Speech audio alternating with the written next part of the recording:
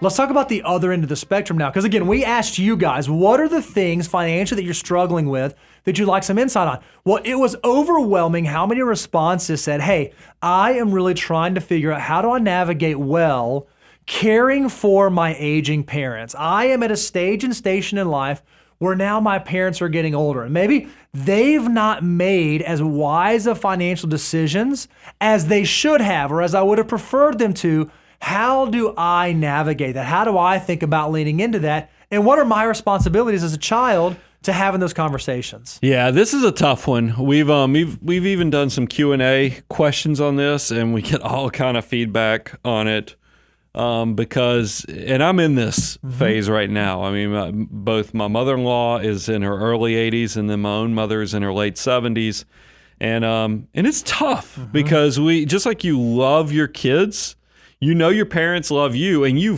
love your parents. So that means that there's lots of areas for disappointment, miscommunication, and stress. Without a doubt, definitely stress. So what are the things that you can do? What are the things that you can kind of think through? The first is, and this will seem counterintuitive, but it's so important, take care of yourself first. I mean, we use the analogy all the time. We're on an airplane. They say, put your oxygen mask on before you put the oxygen mask on someone else. Well, when it comes to caring for your aging parents, if you are not on solid financial foundations, if you don't have solid financial footing, it's going to be so difficult for you to try to take care of them, to try to lean into their financial circumstance. So one of the things you have to make sure you're doing is before you try to provide guidance and assistance, make sure you're checking all the boxes and doing the stuff that you know you should be doing in your financial situation. Well, I would tell people, because I don't want it to sound as cold and harsh. I just want people to know the reality they face.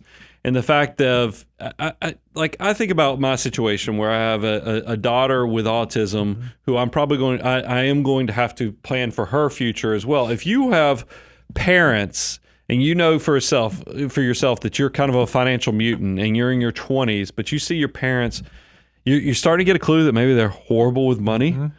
I would encourage you, while you have time on your side, don't bury your head in the sand saying, well, this will just fix itself.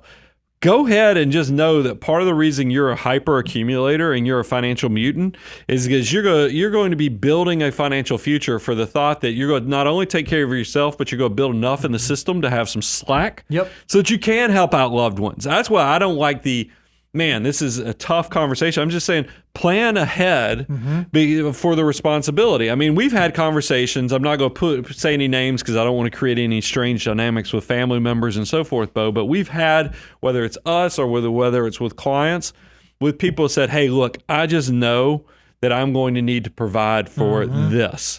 And there's nothing wrong with that. Don't mishear the statement of take care of yourself first. We're just saying it just might take a little bit more planning to do this well. And that's why if you can start having those conversations early, it's likely going to be better to set yourself up for success. You don't have to talk through it all at once, but don't put off having these conversations with your parents, because if you just keep kicking the can down, by the time that you actually have a conversation, it could be to the point where there aren't any meaningful steps that you can take. So as your parents begin to age, figure out, how do I approach this tactfully, and how to let them know, hey, I'm having this conversation with you. I want to know about your finances, not for myself, not for my own personal gain, but so that I can make sure I'm helping you in the way that you may need help as you age. They are not easy conversations. They are not comfortable conversations, but they are important conversations. And the earlier and sooner you can have them, likely the better they will be and the more prepared you'll be over the long term. Yeah, and help highlight the positives. This is one, I don't mind being a little self-reflective in the fact that, I've seen my mother-in-law. She had the house that raised her girls, and she's now moved into a retirement community that's a ranch house, much smaller, and I've seen her kind of declutter, and my wife helped with a lot of that process. My sister-in-law helped with that process, and it was kind of nice to see them kind of addressing all these concerns.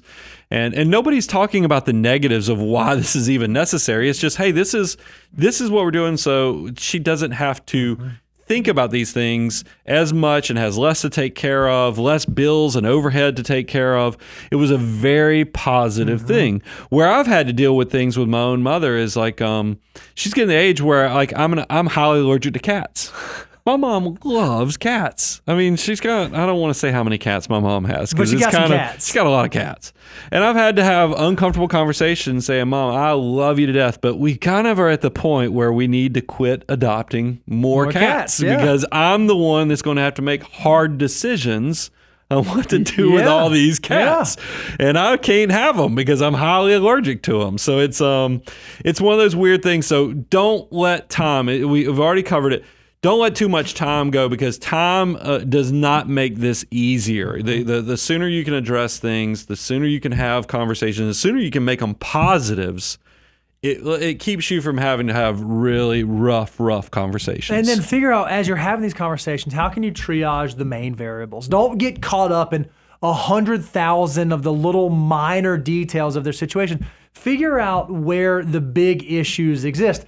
Well, here's a great one. How long do you have to course correct? Once you recognize there might be an issue, what changes might your parents be able to implement now to improve the trajectory they're on? Are there ways that they can decrease their expenses? What will Social Security cover when that comes? Are they eligible for programs like Medicaid? Or how much of a gap is going to exist either for them to cover, or if you're going to try to cover it? The longer you have to plan for that, and the more clear your picture is of that, the better you're going to be able to prepare. And this is a great thing, that if you are in a situation where, okay, I'm a little outside my depth, I've never done this before, I don't know what this looks like, I don't know how to help, this is one of those areas where it might make sense to take the relationship to the next level, not because necessarily your situation needs a ton of triage, but you might not know how to navigate that with your parents, with your elderly family members. So if you can bring in a professional that understands those situations and has navigated those situations,